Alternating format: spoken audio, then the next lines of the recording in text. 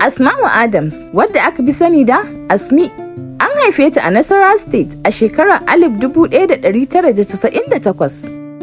Fitacciyar jaruma ce kuma mai shirya fina-finan Hausa a masana'antar fim ɗin Hausa ta Kannywood. Ta yi fina-finai aƙalla sun kai 50, kamar irin su Alaƙa, Zara Yusuf, Na Mamajo, Amra, Wani Zama, Ɗan Jarida, da dai sauransu. Jaruma Asmee ta yi bidiyon waƙoƙi sun kai 30.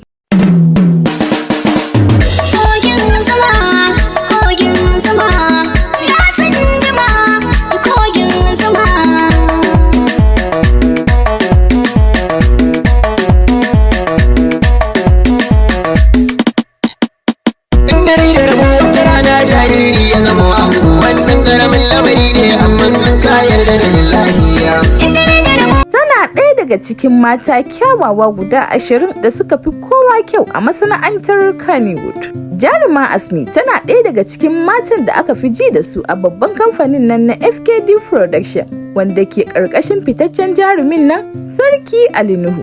Allah ya ƙara ɗaukaka, amin.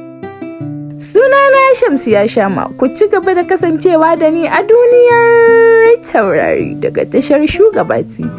Ku kasance da Shugaba TV domin samun ƙayatar.